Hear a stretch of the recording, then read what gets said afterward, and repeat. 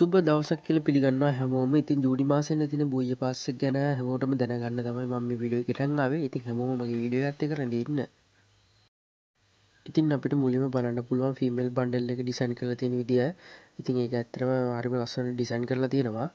ඊට පස්සේ බලන්න පුළුවන් බූය පාස් එක දාන්න තියාලුවට ලූට් බොක්ස් එකක් දීලා තියෙන විදිහ. ඒ වගේම තමයි අපිට බලන්න පුළුවන් තව බැනර් එකක් ඊට පස්සේ බයිස්කින් එකක් දීලා තියෙනවා බූය පාස් එක දාන යාළුවන්ට.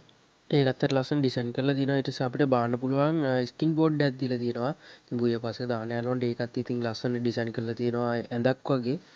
ඒ වගේම බලන්න පුළුවන් බූය පාස් එක දාන යාළුවන්ට ලස්සන ග්‍රැනයිට් එකක් ඩිසයින් කරලා තියෙනවා. ඉතින් ඒ ග්‍රැනයිට් එකත් ලස්සන ඇනිමේෂන් එකක් යන ග්‍රැනයිට් එකක් හරිම ලස්සනයි.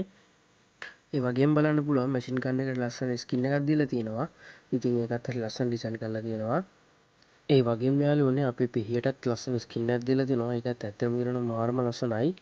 ඒ වගේම දීලා තියෙනවා බූය පාස් එක දාන යාළුවට මාස් එකක්. ඒ වගේම බූය පාස් එක දාන යාළුවන්ට ලස්සන බෑග් එකක් ඩිසයින් කරලා තියෙනවා. ඒකත් මාරම ලස්සනයි.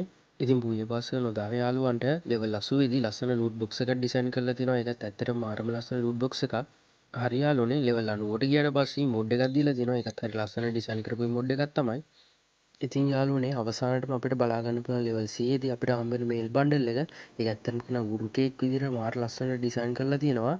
ඉතින් මෙන්න මේ විදිහට තමයි ජූලි මාසයේ තියෙන බූය පාස් එක නිර්මාණය වෙලා තියෙන්නේ.